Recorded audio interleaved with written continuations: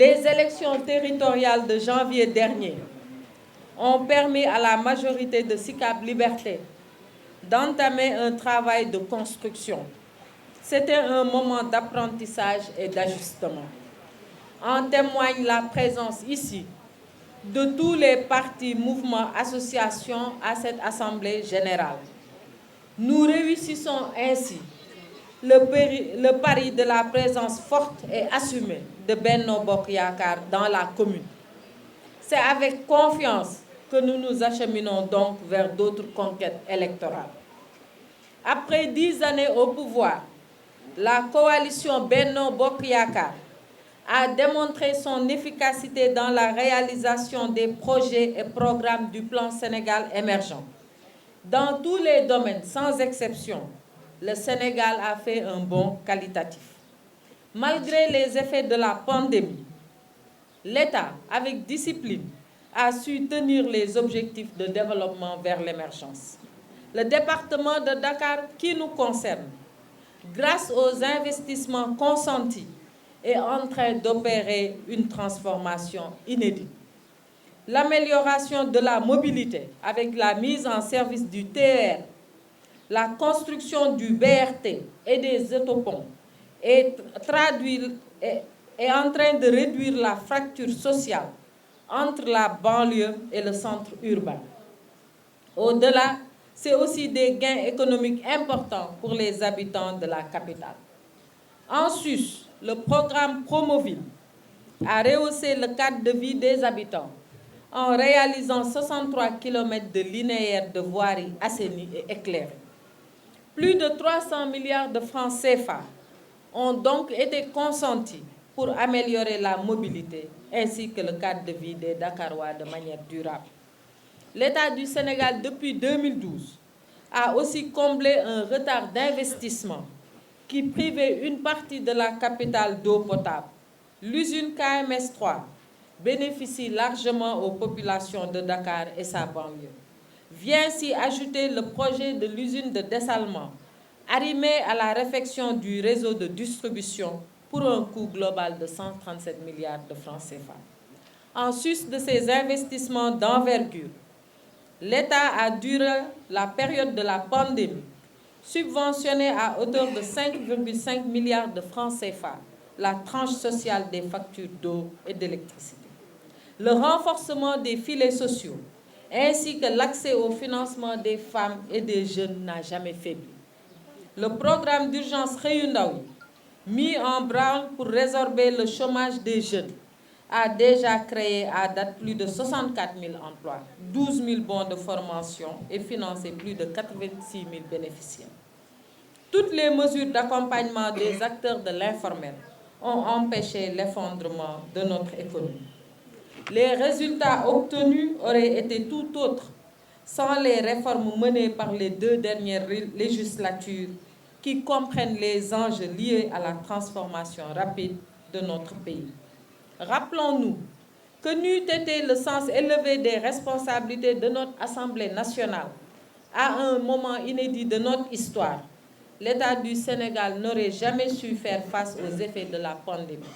Toutes les mesures d'urgence prises par son Excellence, Monsieur le Président Macky Sall, nous ont permis de reprendre une vie normale, au moment où d'autres pays peinent encore à contrôler les effets du virus.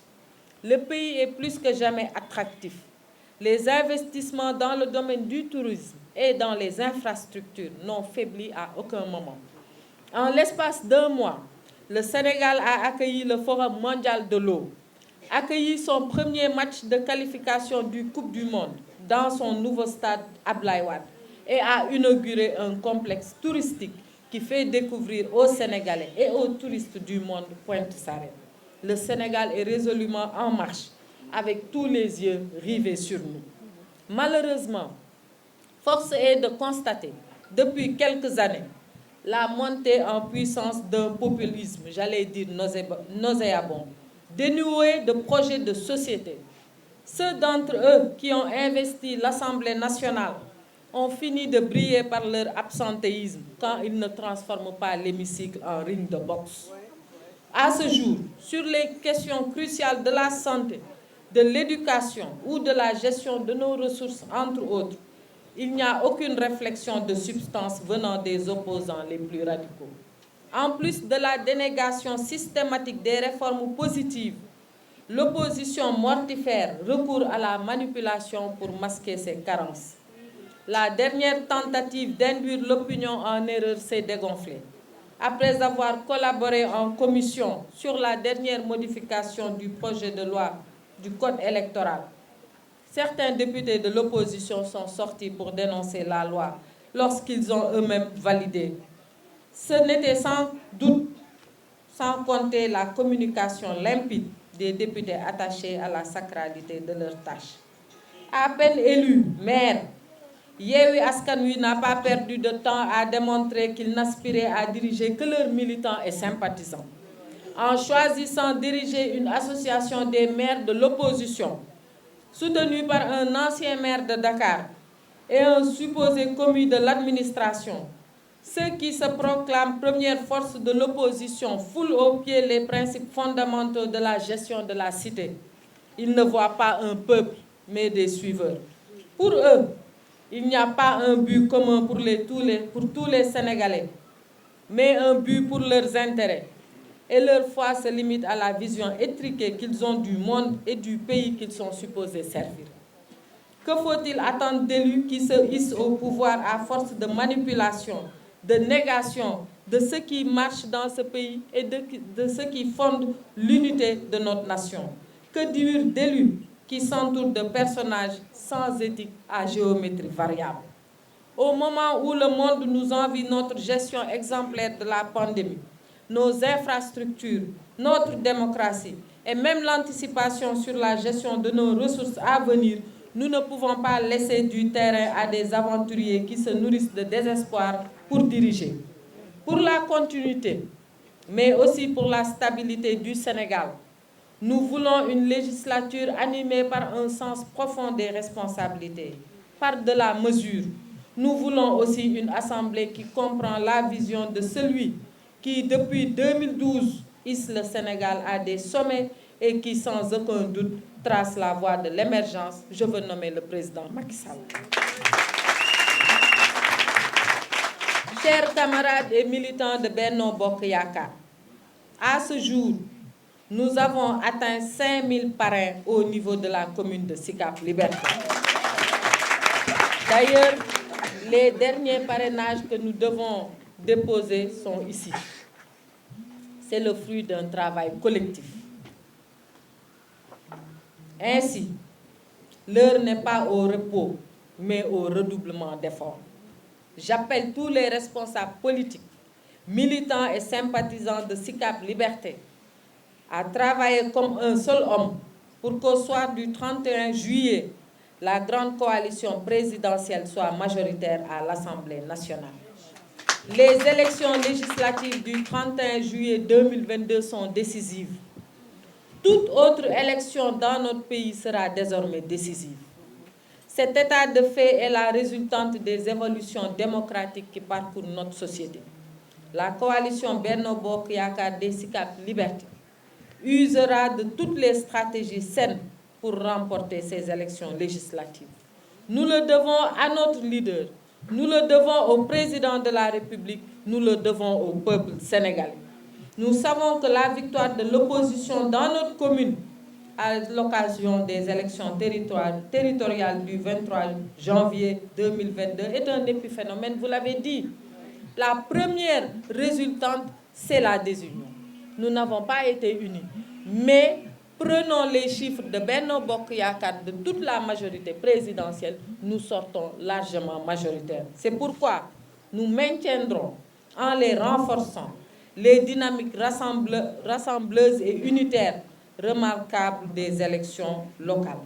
Nous demeurons persuadés que notre opposition, à l'échelle locale comme à l'échelle nationale, n'est pas à la hauteur des enjeux locaux, ni nationaux, ni internationaux de ce 21e siècle. C'est pourquoi j'en appelle, camarades, à notre sens de la responsabilité, mais surtout à notre esprit républicain. Mobilisons-nous. Je ne parle pas de cohabitation. parce que pour moi, la cohabitation n'est pas possible. Benno Bokk Yakaar a largement gagné les élections locales. Nous sommes sortis à plus de 80%. Il s'agira pour nous de relever le défi de l'unité. Seule l'unité peut nous permettre d'avoir des victoires, encore des victoires, toujours des victoires. Nous nous mobiliserons pour cela. Mais en attendant, nous présenterons, dès que la commission qui a été mise sur pied au niveau de la commune aura fini ses travaux, nos candidats à la candidature pour la législative concernant la commune de Sicap Liberté. Nous avons décidé de présenter 2 candidatures. Nous les soumettrons à qui de droit, compte non tenu maintenant de tout ce qui pourrait exprimer leur désir de se présenter, parce que c'est ça la démocratie. Il faut laisser la démocratie s'exprimer. Mais en tout état de cause, ce que nous avons ici doit nous rassurer quant à notre mobilisation, quant à notre engagement.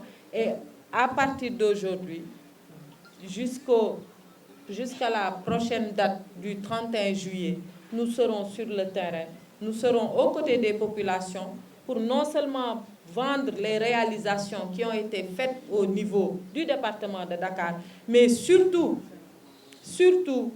indiquer à nos concitoyens que cette élection-là n'est pas l'élection du président Macky Sall. C'est une élection de stabilité, c'est une élection de population, c'est une élection de famille. Nous devons tous comprendre les enjeux et les partager afin de donner la victoire la plus large possible à la coalition Benno Bokk Yakaar. Je pense que c'est le lieu, pour terminer, de remercier très sincèrement l'ensemble des membres de la coalition Benno Bokk Yakaar pour leur loyauté, pour leur abnégation, mais surtout pour leur discipline militante. Ce sont des responsables disciplinés et des militants avertis. C'est pourquoi ils ont répondu présent à la directive de la conférence des leaders de Benno Bokk Yakaar.